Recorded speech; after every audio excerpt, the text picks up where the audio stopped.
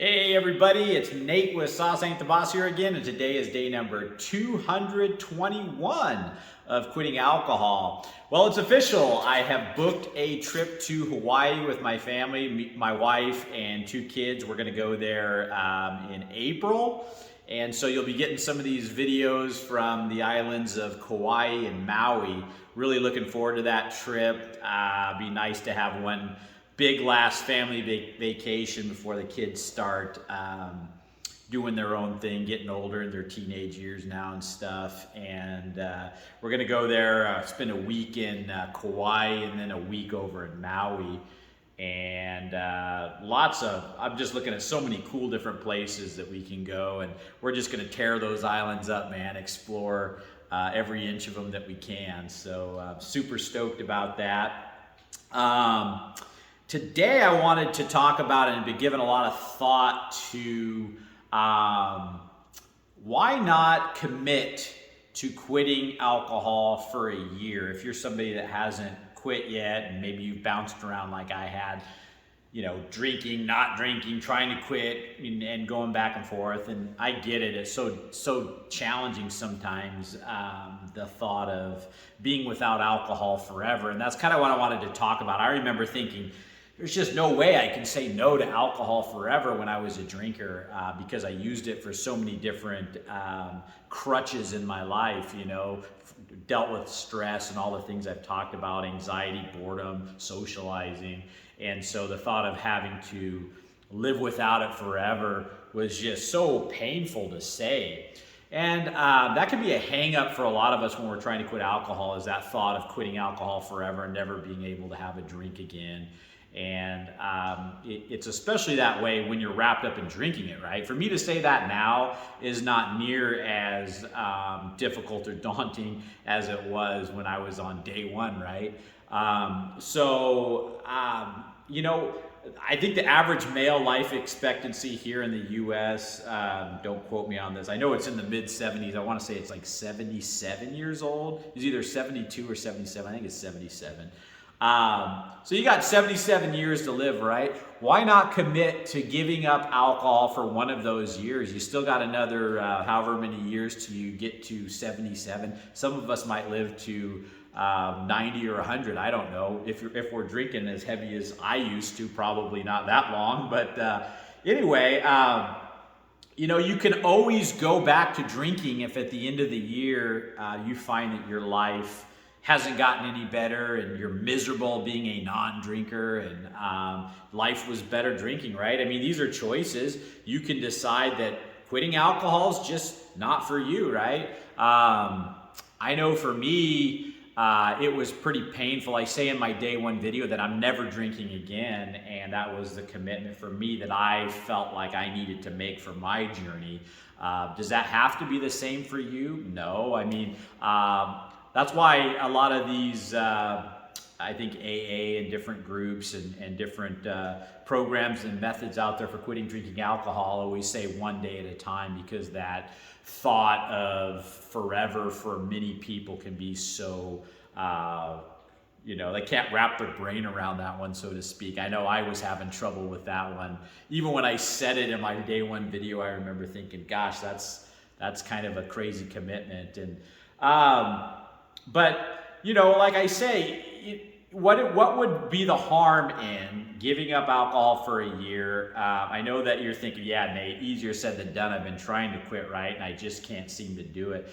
But maybe if you approached it from that mindset, and I never really did that. Every time I quit, it was trying to be kind of forever, and I would go back to it and bounce around. And so maybe if I had tried saying, okay, I'm going to give it a full year, and if by the end of the year you find yourself absolutely miserable that you're not a drinker and wish that you could still continue on drinking, you know, go back to drinking, right? I mean, that's if really you're finding that alcohol is adding that much value to your life, that after a year and all the positive benefits start happening in your life, you know, because I look at it, if I had a choice at the end of this year that I'm on, right, I'm over 7 months into, go back to alcohol, and that thought's crossed my mind. There's, you know, well, after a year, you know, if things aren't better in my life and I'm just completely miserable, I would probably go back to drinking, right? Because I've given it a full year,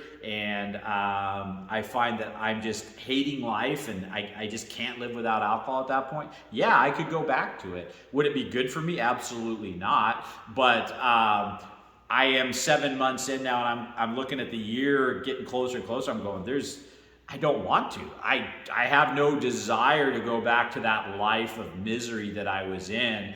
And I know I'd be going back to being fat again. My gout would probably flare up again. My relationships with my kids would probably get damaged again. People would lose respect for me that had gained respect for me now. And there would just be so many things spiraling downwards if I went back to drinking now. So that's why I think you'll be pleasantly surprised if you go a year, you commit to it, you bear a grin, do it. And then, you can say to yourself, well, if I get to the end of the year and, I want to drink, I can, and is that the best mindset to go into quitting drinking? For some of us, maybe it is. For some of us, maybe it isn't, and I think that this journey is different for each and every one of us. But I know that thought for most of us, quitting drinking, of never being able to drink again, is pretty painful or hard to wrap our brains around. And so I was just thinking about that today, and maybe it's not a good idea for some people. Maybe it's a great idea for others, but I personally think that if you can commit to quitting alcohol for a year and you do it, I think you're going to be pleasantly surprised that you might not want to go back to it after that. That might be the hurdle that you need to get over. And the thing is, when you quit the alcohol, don't just quit drinking alcohol.